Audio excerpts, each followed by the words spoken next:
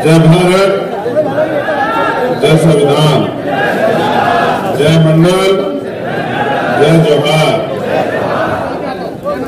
नमस्कार, आदाब, सत श्री अकाल। बैठिए बैठिए, जो लोग मंच पर बैठे बैठिए, वो भी आपके जैसे सब लोग बैठे। देखो ये जो स्टेज पे सब लोग बैठे, कोई खड़ा ना रहे, वरना मुझे फिर मुझे आग्रह करके नीचे उतरवाना पड़ेगा, तब ठीक नहीं रहेगा। ये जो सामने खड़े चारों लोग, हटिए, सामने हटिए।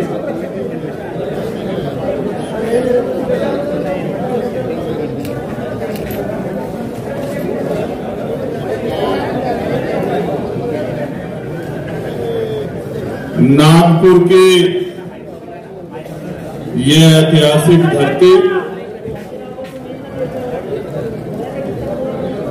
जिसको दुनिया में सम्मान किया जाता है, और आज इस महान ऐतिहासिक धरती पर आजाद समाज पार्टी काशीराम के तत्वाधान में विशाल प्रबुद्धजन सम्मेलन का आयोजन किया गया है।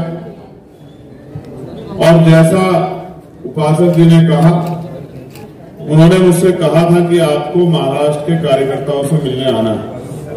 ये उनकी डिमांड भी है और ये उनका निवेदन भी है। तो मैंने उनसे कहा कि फिर ऐसा दिन चुनना कि दोनों काम हो जाए।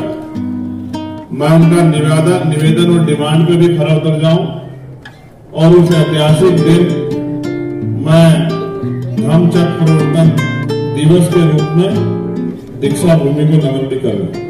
और सम्मानित साथियों, मैं सर्वप्रथम आपको बधाई देता हूं, क्योंकि आज हम लोग 69वां धम्मचक्र प्रवर्तन दिवस इस रूप में मना रहे हैं कि बाबा साहब अम्बेडकर ने अंधविश्वास, पाखंडवाद, तमाम तरह की बुराइयों से निकलने के लिए 14 अक्टूबर 1956 को हमें धम्म का मार्ग दिया है। और उस मार्ग पर चलकर हमने अपनी बहुत सारी परेशानियों को खत्म करने के लिए और बहुत सारी कुरीतियों को त्यागने का जो साहस दिखाया है, इसके लिए मैं आप सबको बहुत बहुत साधुवाद भेंट करता हूं, आपका आभार प्रकट करता हूं। सम्मानित प्रबुद्धजनों, आज का ये कार्यक्रम महत्वपूर्ण कार्यक्रम है। इसमें मुझे खुद से ही थोड़े प्रयास करने पड़ेंगे, जिससे कि मैं अपनी बात को आसानी से आपके सामने रख पाऊं। कुछ लोग ऐसे भी हैं जो समय की कमी के कारण स्वागत नहीं कर पाए। मैं उनका स्वागत उन्हीं के यथास्थान से दिल से स्वीकार करता हूं। और एक लंबा समय आपको इंतजार करते भी हो गया,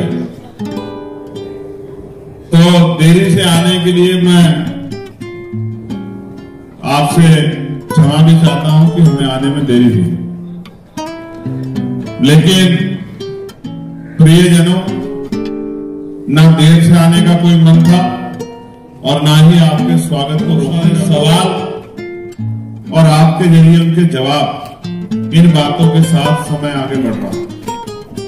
मैं बहुजन समाज में जन्मे सभी संतों, गुरुओं और महान पुरुषों को नमन करता हूं, और उनमें भी महामानव तथागत बुद्ध से लेकर जगत गुरु सतगुरु रविदास जी महाराज, गुरु नानक देव, गुरु कबीर, गुरु वाल्मीकि, संत गाडगे जी महाराज, नारायण गुरु, और यहाँ महाराष्ट्र की धरती पर जन्मे राष्ट्रपिता ज्योतिबा फूले को उनके चरणों में श्रद्धा के सुमन अर्पित करते हैं। आप उनको महाराष्ट्र में महात्मा कहते हैं, हम लोग उनको राष्ट्रपिता कहते हैं, क्योंकि आधुनिक भारत के निर्माण की जो नींव रखी है वो इसी महाराष्ट्र की धरती से, पुणे की धरती से रखी गई है। ना होते राष्ट्रपिता ज्योतिबा फूले, ना होती मां सावित्रीबाई फूले, ना होती मां फातिमा शेख, वो कमजोर वर्ग के बच्चे ना पढ़ पाते, और ना पढ़ पाते तो शायद आज अपने हक अधिकार को समझ नहीं पाते। आपको ये समझना चाहिए कि राष्ट्रपिता ज्योतिबा फूले को देखे बिना उनको पढ़कर ही बाबा साहब अम्बेडकर ने उनको अपना गुरु माना। ये एक बहुत बड़ी बात है। और उनके विचारों को, उनके अधूरे सपनों को पूरा करने के लिए लगातार प्रयास किया। मैं फिर दोहरा रहा हूं, बाबा साहब का जन्म 91 में हुआ और फूले साहब 90 में हमारे बीच से चले गए। तो फूले साहब को बाबा साहब ने देखा नहीं, बस उनको पढ़ा और उनके विचारों को जानकर उनको एहसास हुआ कि अगर मैं किसी को गुरु मान सकता हूं तो वो राष्ट्रपिता ज्योतिबा फूले हैं। और संकल्प किया कि उनका एक भी अधूरा काम, उनका एक भी सपना मैं अधूरा नहीं छोड़ूंगा, पूरा प्रयास करूंगा कि उनके सपनों को जीते जी पूरा कर सकूं। फिर छत्रपति साहू जी महाराज, जिन्होंने 1902 में, हम तो सिर्फ इस बात के साथ उनको जानते हैं, कहते हैं कि उन्होंने आरक्षण की व्यवस्था कर दी थी, लेकिन सच ये सिर्फ इतना ही नहीं, उन्होंने आरक्षण की व्यवस्था तो की थी, ये तो बात सच है, लेकिन सामाजिक न्याय, सामाजिक परिवर्तन, मानवता और भाईचारे का जितना बड़ा संदेश उन्होंने दिया, उसकी कोई दूसरी मिसाल दिखाई नहीं देती।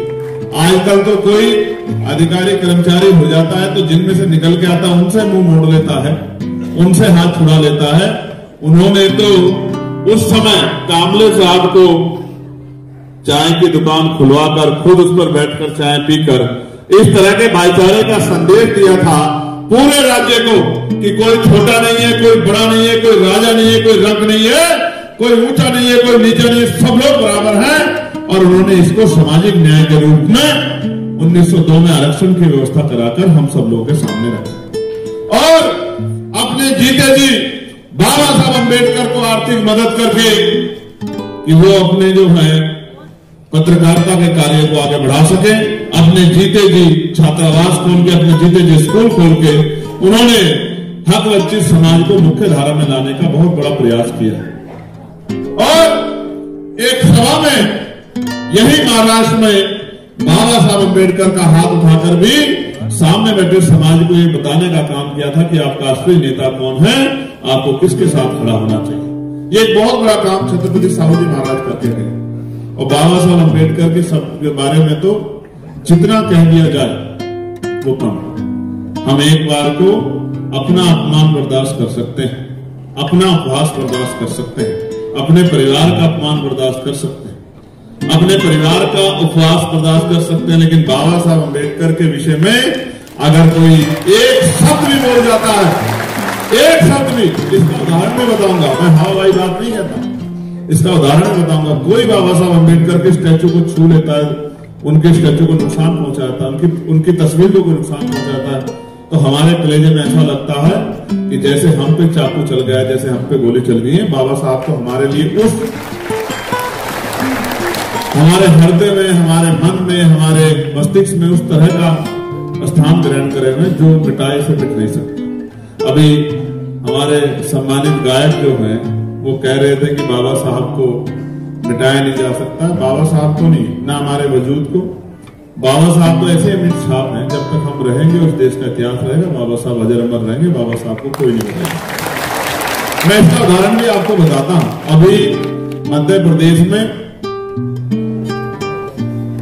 कुछ गैर जिम्मेदार लोगों ने बाबा साहब अम्बेडकर के ऊपर टिप्पणी की, तो हमारे लोगों ने 15 तारीख का एक आंदोलन कॉल कर दिया।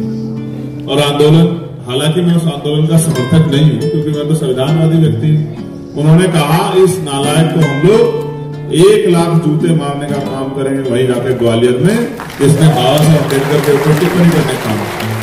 और इस तरह का माहौल बना पूरे प्रदेश में कि सरकार को इन्वॉल्व होना पड़ा, तमाम पार्टियों को इन्वॉल्व होना पड़ा, उसके हिस्से में अपमान आया। और अंत प्रशासन ने आग्रह किया कि ये आंदोलन आप ना करो, हम आपकी शक्ति से वाकिफ हैं, इसने गलती की है, हम इसके खिलाफ FIR कर रहे हैं, कार्रवाई करेंगे और इसको छोड़ेंगे। ये बात मैं आपको इसलिए बता रहा कि आपको पता होना चाहिए कि देश में क्या चल रहा है। सम्मानित प्रभुजनों, मैं इस कार्यक्रम को सफल बनाने के लिए हमारी जो महाराष्ट्र की जो टीम है उसमें जिन साथियों ने योगदान किया है, मैं उनका बहुत बहुत धन्यवाद करना चाहता हूं। गौरी प्रसाद पासक जी, रुपेश भीमराव बागेश्वर जी, मनीष साठे जी, सत्यजीत सालवे जी, डॉक्टर मानसी पवार जी, रूपचंद टोपले जी, मनोज खेरे जी, सुल्तान फतेह अली शाह जी, रविंद्र आरू जी, कैलाश जायसवाल जी, एडवोकेट जुबेर मेमन साहब, किशोर मस्के साहब, नितिन नाथ देवते जी, प्रमोद मेश्राम जी, दिगंबर सिंह पलटनकर जी, सिद्धार्थ नामकंकर जी, सिद्धार्थ देवरे जी, सुमित साबले जी, जितेंद्र निकांजे जी, अमोल आहेर जी, श्रीमती नेहा ताई जी, सुनील मांगड़े जी, डॉक्टर जेबी रामटके जी, दत्तराव धाड़े जी, शैलेश कामले जी, गुणवंत गिरडकर जी, प्रभाकर प्राधे जी, पात्रे जी, आशीष नागराले जी, शिलानंद कामले जी और जितने भी हमारे जिलाध्यक्ष यहाँ उपस्थित हैं जिन्होंने अपने दायित्व को निर्वहन किया है, मैं उन सभी जिलाध्यक्षों का भी बहुत बहुत धन्यवाद करता हूं और इनसे ज्यादा धन्यवाद करता हूं मैं आपका। इसका कारण भी मैं आपको बताता हूं। जब वक्ता के सामने शानदार ऑडियंस बैठी हो तो उसका उत्साह 4 गुना बढ़ जाता है। और मुझे आदत है कि जब मैं अपनी बात को रखता हूं तो आदमी चाहे सामने 20 हो या 2000 या 2 लाख, मैं कभी अपने लहजे में बदलाव नहीं करता। ये मैंने लहजे बदलाव करना सीखा नहीं, संख्या से मुझे फर्क नहीं पड़ता, लेकिन आपकी उपस्थिति गरिमाएं है और आप अपने अपने साधनों संसाधनों से आप पहुंचे, इसके लिए मैं आपका दिल से आभार हूं। मेरी हिम्मत बढ़ी, कम नहीं हुई, बढ़ी, कई गुना बढ़ी। तो मैं यहाँ की टीम का पुनः धन्यवाद देता हूं। मैं बहुत सारे महापुरुष हैं जिनको आप शायद महाराष्ट्र में रहते हैं और अगर सक्रिय नहीं तो नहीं जानते होंगे। माननीय काशीराम साहब उसका एक बहुत बड़ा हिस्सा है, जिनको मैं नेता मानता हूं क्योंकि हाशिए पे पड़े समाज को जिस तरह का भाईचारा उन्होंने बनाने का काम किया और महाराष्ट्र में जन्मे महापुरुषों को उत्तर भारत में ले जाने को पहचान दिलाने का काम उन्होंने किया है। अगर काशीराम साहब ना होते तो राष्ट्रपिता ज्योतिबा फूले को भी लोग भूल जाते। मैं आपको सच बताऊं, उत्तर भारत में अगर राष्ट्रपिता ज्योतिबा फूले को कोई लेके गया है, साहू जी महाराज को कोई लेके गया है और बाबा साहब अम्बेडकर के अधूरे कार्य को जिसने पूरा करने के लिए अपना जीवन अर्पण किया, उन मान्यवर काशीराम साहब को भी नमन। मैं उनको गुरु मानता हूं क्योंकि मैंने उनसे बहुत कुछ सीखा। इधर आप लोग उधर ही बढ़ जाएंगे हमारे भाई, आप लोग इधर को बढ़ना इधर बढ़ेंगे, आप लोग इधर को तो इधर को, आप लोग इधर को इधर को। मैं सच कह रहा हूं, बहुत जिम्मेदार से कह रहा हूं, मेरी बात पे गौर करना। आपने एक चंद्रशेखर तैयार किया तो पार्लियामेंट में आपके हर विषय को उठाने का काम करते हैं। पार्लियामेंट में हर एक विषय को आपकी लड़ाई को, स्कॉलरशिप के मामले को उत्तराखंड के आप पूछ के देख लेना, स्कॉलरशिप जारी नहीं करी थी सरकार, हलफ में हाथ देकर स्कॉलरशिप बच्चों की जारी करवाने का काम किया, पता करवा के देख लेना। कोई ऐसा मामला नहीं है जिसके लिए हम लोग आवाज नहीं उठाते। लेकिन आप सोचो, अगर इस देश में मेरे रहते 10-20 चंद्रशेखर आपने तैयार कर दिए तो क्या होगा? क्या होगा? लेकिन वो चंद्रशेखर को खुद मरने मिटने के लिए तैयार होना पड़ेगा। अगर चंद्रशेखर वो अपने बारे में सोचेगा तो फिर काम नहीं चलेगा। समझे नहीं समझे? तो वो चंद्रशेखर आपके बीच में बैठे हैं, इस मंच पे बैठे हैं, आपके पीछे बैठे हैं, कहीं कोने में खड़े होंगे, कहीं आज किसी स्कूल में पढ़ रहे होंगे, किसी यूनिवर्सिटी में पढ़ रहे होंगे। वो चंद्रशेखर आपसे दूर नहीं है। हो सकता है वो चंद्रशेखर किसी बड़े नेता का बेटा ना, किसी बड़े अधिकारी का बेटा ना। अगर नेता और अधिकारियों की समझ में आता, ऐसा नहीं कि उनको समझ में नहीं आता, लेकिन अगर उनको ही समझ में आता तो कोई गरीब का बेटा आगे नहीं निकलता। तो बाबा साहब अम्बेडकर तो इतने पढ़े लिखे थे, उन्होंने कहा कोई आंदोलन चला। काशीराम साहब तो क्लास 1 के अधिकारी थे, उन्होंने आंदोलन क्यों चलाया? आप समझो, ये महाराष्ट्र जननी है आंदोलन की। यहां तो कितने ऐसे नाम हैं, अगर मैं गिनाने लग जाऊंगा संत तुकाराम से लेकर तो शाम हो जाएगी। संतू जी लाड़े, कितने नाम है अगर मैं गिनाने लग जाऊंगा।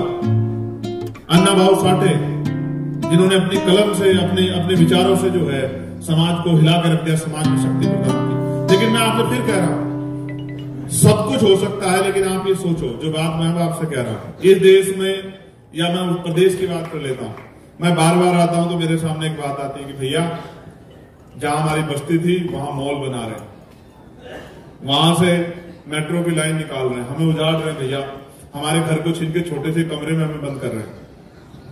ये शक्ति कहां से है सरकार के पास कि आपको उजाड़ दे, आपका घर छीन ले, आपकी धार्मिक आजादी छीन ले, आपका धन छीन ले? कहां से आए? ये जनता ने वोट से उनको दी। मैं जो बात कह रहा हूं उसको गौर करो। बिजली के दाम कौन तय करता है भाइयों? कौन तय करता है जरा बताओ? पानी के दाम कौन तय करता है? इंडस्ट्री एरिया कहां लगेगा कौन तय करता है? किसको रोजगार मिलेगा नहीं मिलेगा कौन तय करता है? आरक्षण का पालन होगा नहीं होगा कौन तय करता है? कहां स्कूल खुलेंगे, कहां कॉलेज खुलेंगे, कहां यूनिवर्सिटी बनी कौन तय करता है? कहां मेडिकल कॉलेज खुलेंगे, उनमें कितनी सीटें कौन तय करता है? कहां उद्योग धंधे लगे, किनको रोजगार मिलेगा, बिजली के दाम, पानी के दाम, किसानों की फसलों के दाम, महिलाओं को रोजगार मिलेगा नहीं मिलेगा, कानून व्यवस्था कौन तय करता है? हम क्या है?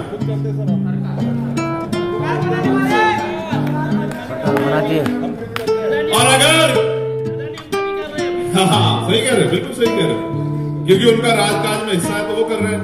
लेकिन ये बाबा साहब अम्बेडकर ने संविधान बना के आपके हाथ में दे दिया था कि अपना राजकाज बना लो और पॉलिसी बनाओ अपनी तरक्की के लिए। कौन से मद में कितना पैसा खर्च होगा, क्या बजट होगा? मेरे यहां का मैं यूपी का बजट बताता हूं, 8,08,736 करोड़ रुपए। मैं अपने नेताओं को कहता हूं कि तुम 10, 20, 50, 100 करोड़ रुपए की तरफ मत देखो, नजर करो 8,08,736 करोड़ रुपए की तरफ। जिस दिन इसके ऊपर कलम हमारी चलेगी, वित्त मंत्रालय जिस दिन हमारे हाथ में होगा, तब आप देखना कि कोई गरीब के पेट नहीं सोएगा, कोई गरीब नहीं।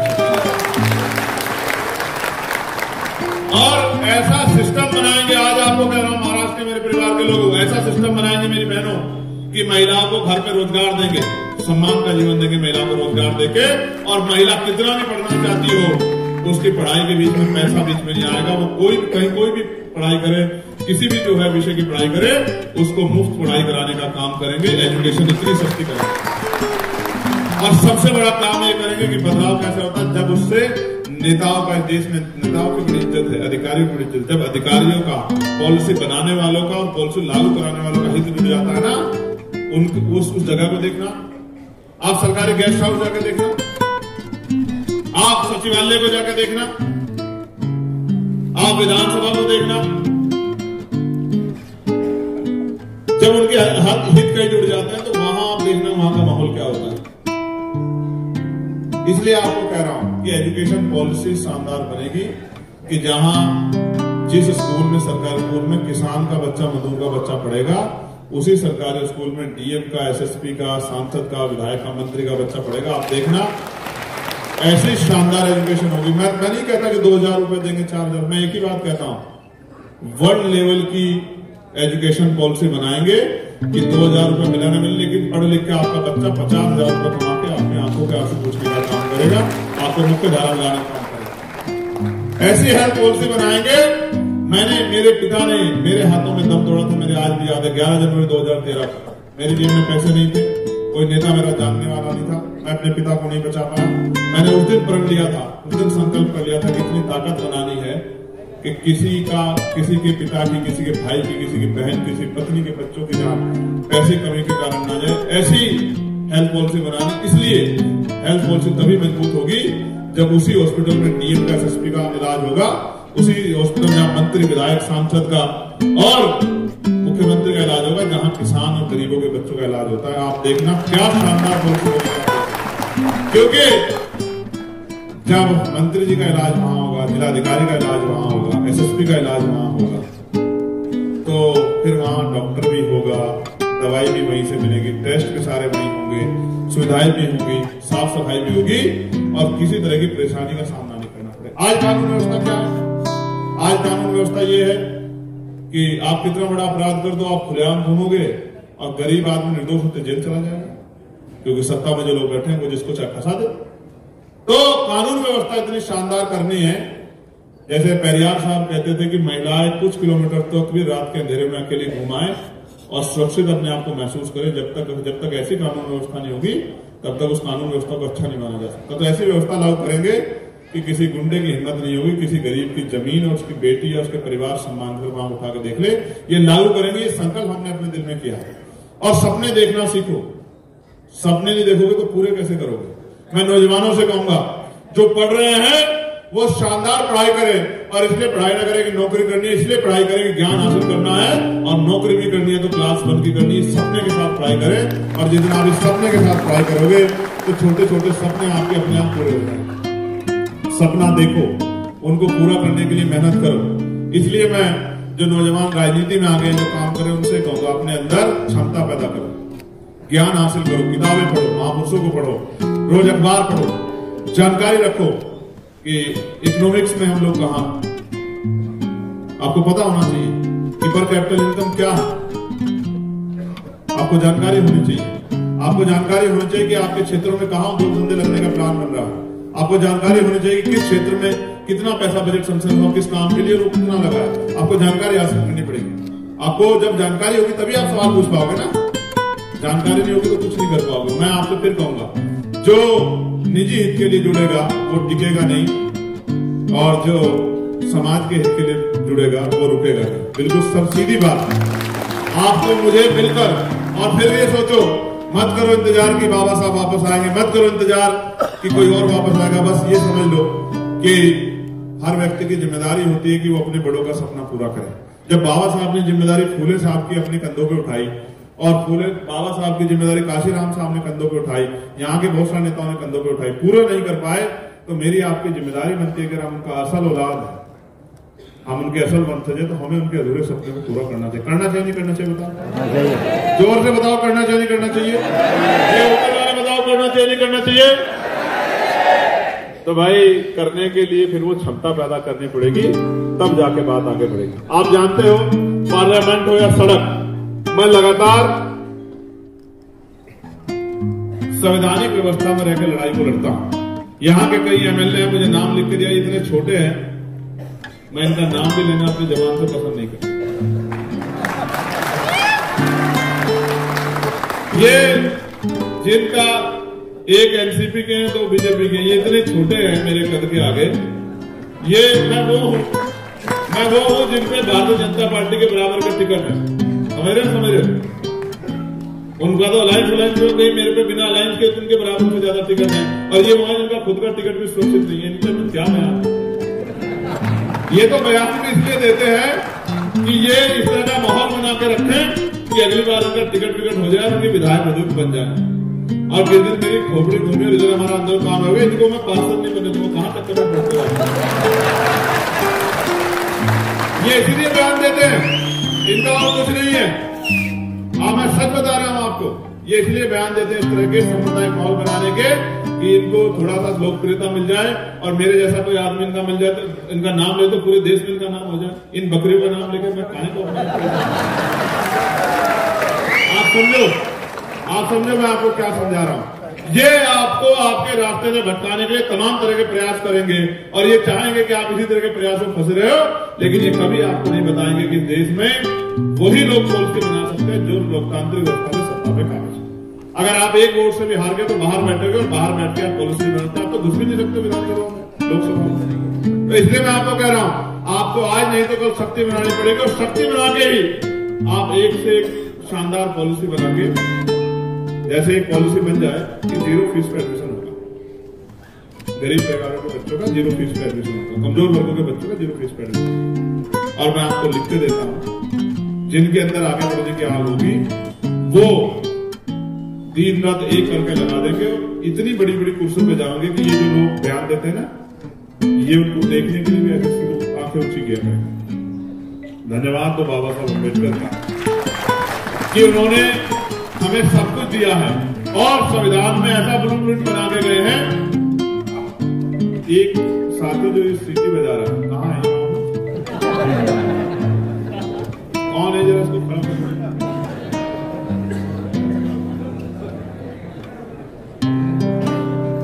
चलो छोड़ो, अब वो बजाएगा नहीं। आप ये सोचो, अब उससे पूछो कि मेरी बात पे सीटी बजा के उसका काम आगे बढ़ जाएगा या मेहनत करने से आगे बढ़ेगा? समझे नहीं समझे? देखो मैं आपको ये बात क्यों समझा रहा हूं, और ये एक अच्छा माहौल है कि हम लोग बात कर रहे हैं।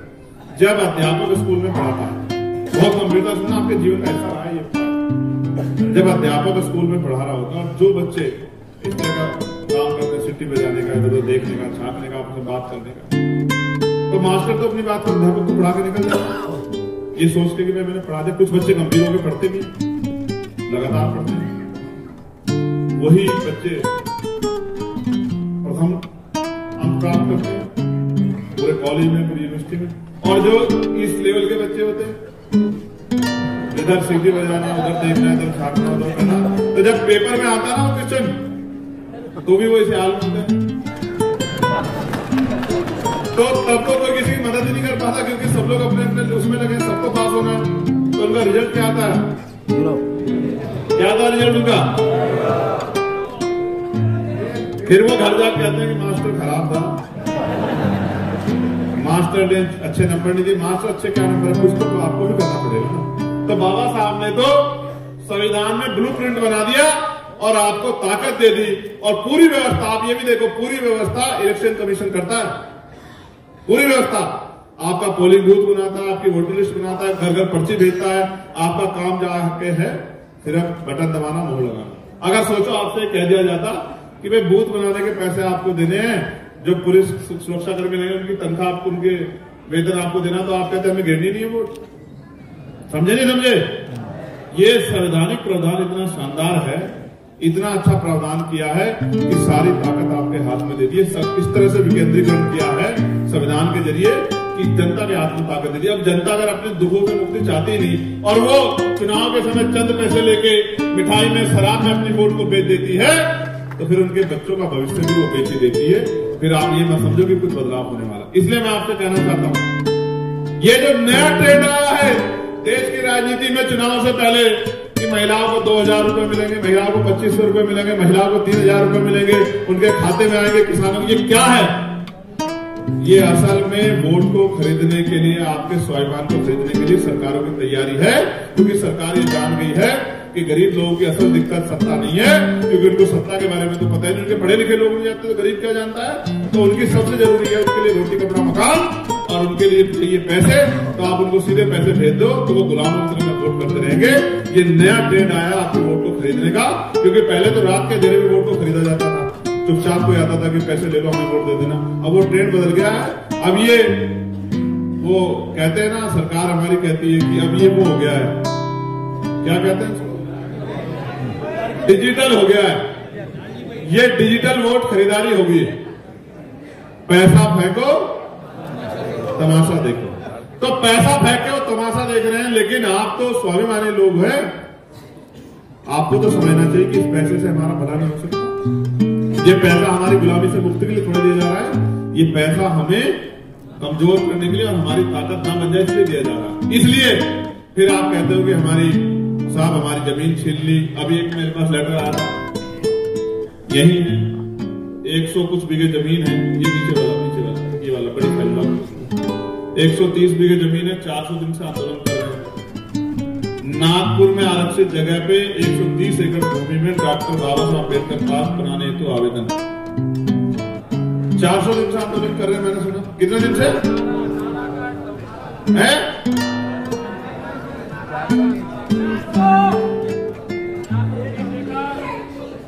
380 दिन से आंदोलन कर रहे हैं 130 एकड़ भूमि के लिए।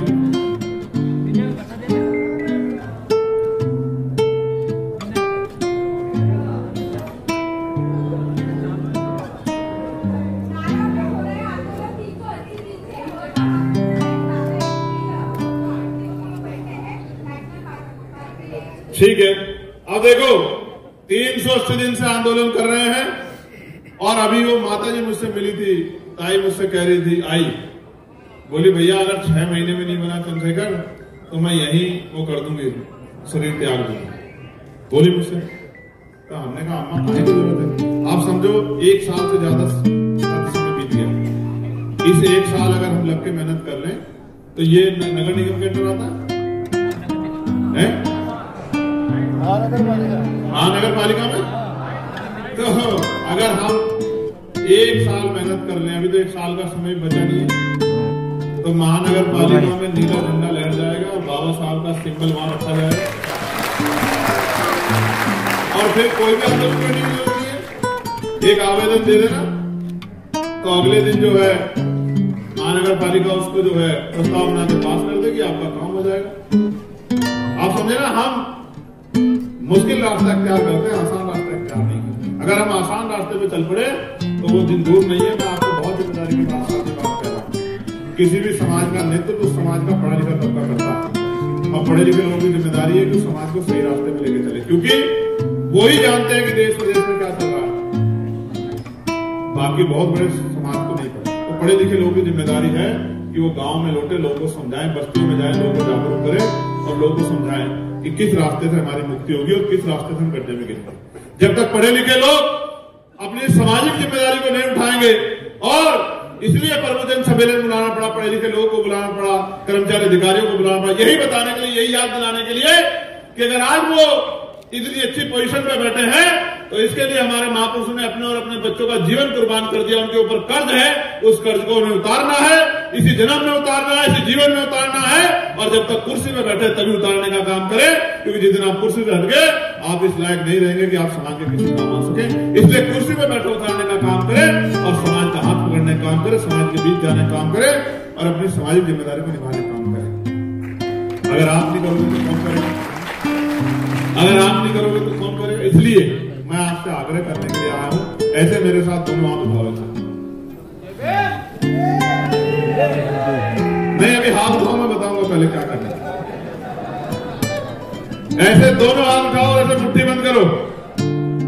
मैं पत्रकार भाइयों का भी बहुत बहुत धन्यवाद देता हूं। असल में और उनमें भी ज्यादा यूट्यूबर भाइयों का धन्यवाद देता हूं। इन्होंने नया मीडिया खड़ा कर दिया है। आजकल तो इनकी खबर उठा के मीडिया चलाने लगी है। ठीक है, दोनों हाथ उठाओ ऐसे मजबूती से, बहादुर योद्धाओं की तरह दिखना चाहिए, हाथ ऐसे मजबूत। मैं देख रहा हूं किसने नहीं उठा रखा, मुझे देख आगे वाले लोगों ने नहीं उठा रखा। जो गरीब पंक्ति में है, अगर वही नहीं बात पहरा देंगे तो फिर पिछली पंक्ति वाले क्या करेंगे? वो आपको देख के वो भी पहरा कम कर देंगे। तो दोनों हाथ उठा के और संकल्प करो कि हम अपने महापुरुषों के, बोलो मेरे साथ, हम अपने महापुरुषों के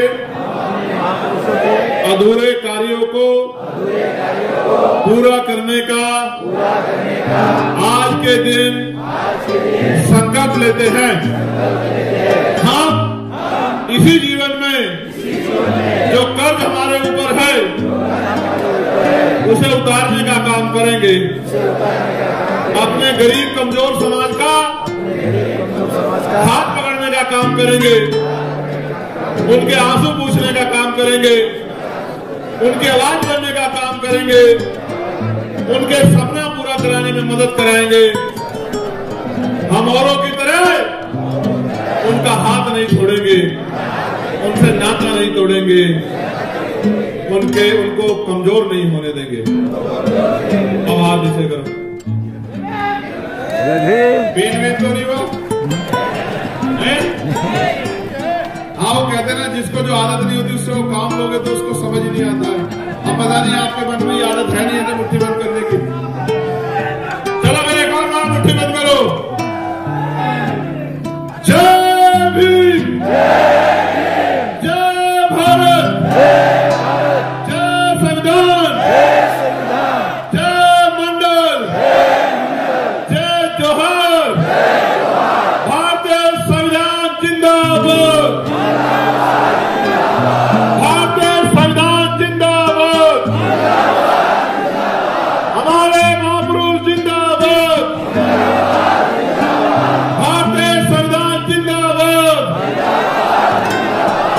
डॉक्टर बाबा साहब अम्बेडकर, डॉक्टर बाबा साहब अम्बेडकर। ज्यादा दिन आज रह गया मैं इधर तो मराठे जाऊंगा श्री। जब मैं मराठी सीख के उधर जाया करूंगा, जब मराठी सीख के उधर जाया करूंगा तो वो कहा करेंगे या तो हमें महाराष्ट्र ले चलो या फिर आप हिंदी बोल लिया करो। तो मैं कोशिश करता हूं कि आपके साथ खड़ा हो जाऊं। आपने इतना समय दिया, इतना प्यार दिया, इतनी बड़ी संख्या में आप